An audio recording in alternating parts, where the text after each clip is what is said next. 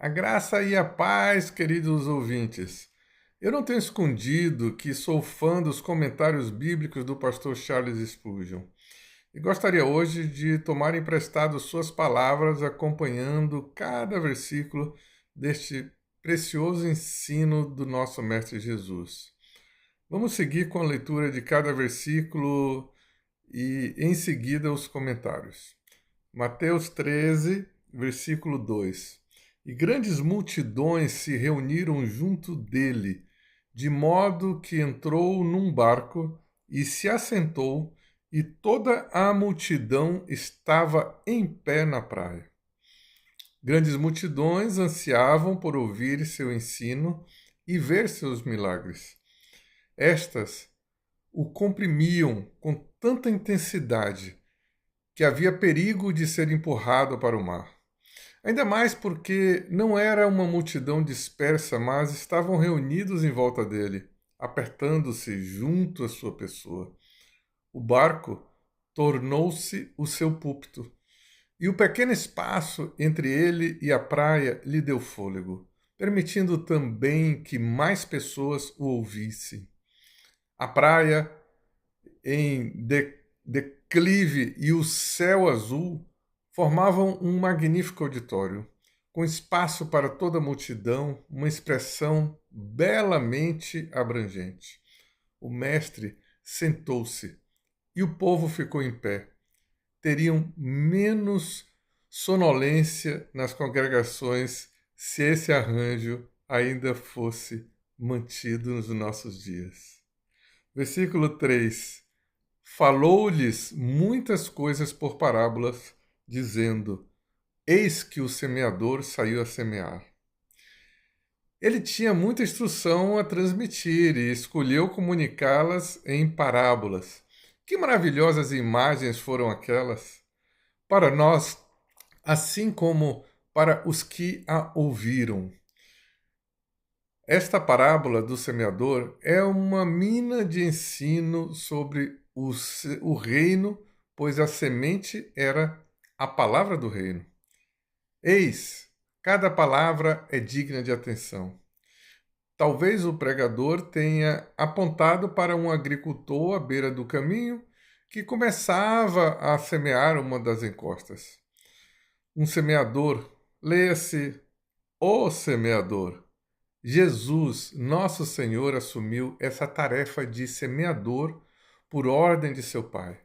O semeador saiu, veja-o, deixando a casa do Pai, com esse único propósito em seu coração, propósito de semear. Versículo 4. E ao semear, uma parte caiu à beira do caminho, e vieram as aves e a comeram. Quando ele semeava, algumas sementes caíram à beira do caminho. Mesmo quando o Supremo Semeador trabalha, parte da semente não frutifica. Sabemos que ele semeia a melhor semente e da melhor maneira, mas algumas caem no caminho batido, ficando descobertas e não recebidas pelo solo. Esse solo era duro, pisado pelo trânsito de pessoas. Ali também havia poeira para cegar, lama para sujar e aves para roubar. Não é bom lugar para boa semente. Não admira que, estando expostas, as aves viessem e as devorassem. Se a verdade não entra no coração, logo as influências malignas a removem. Versículos 5 e 6. Outra parte caiu em lugares pedregosos, onde não havia muita terra, e logo brotou, porque não tinha profundidade de terra, mas, levantando-se o sol, queimou-se, e porque não tinha raiz, secou-se. Entre as rochas ou em solo raso, com laje dura logo abaixo, a semente caiu. Pois, se o semeador tivesse evitado totalmente tais lugares, talvez perdesse parte do bom solo. Nesses terrenos pedregosos, a semente brotou rapidamente, porque a pedra reteve todo o calor do sol, acelerando a germinação. Mas cedo brotaram, cedo murcharam. Quando chegou o tempo de o sol mostrar sua força, as plantas sem raiz logo secaram e morreram. Não tinham profundidade de terra, nem raiz. O que poderiam fazer senão secar completamente? Tudo nelas foi apressado. As sementes não tiveram tempo de criar raízes.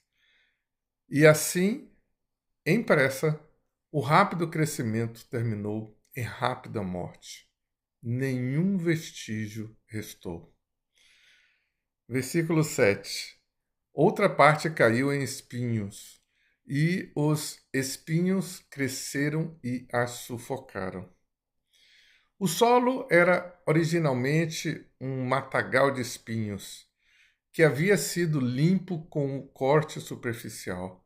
Mas logo as velhas raízes brotaram novamente e as outras ervas daninhas surgiram junto delas.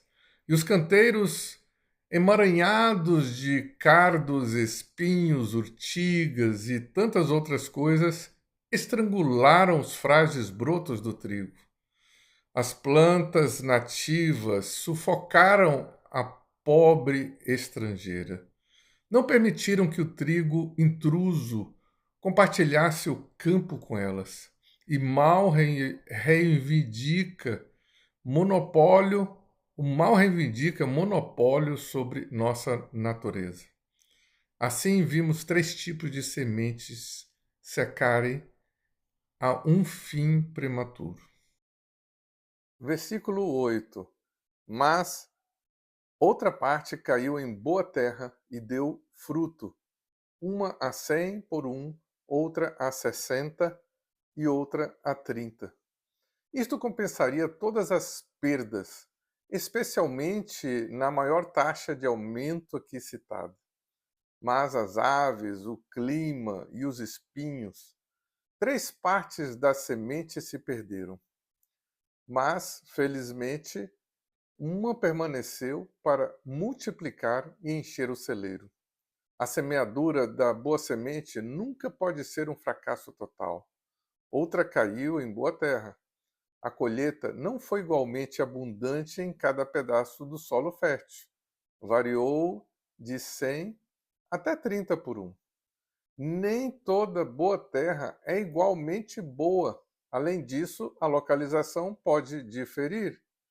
As colheitas não são todas iguais, nem mesmo na mesma fazenda, na mesma estação e sob o mesmo agricultor.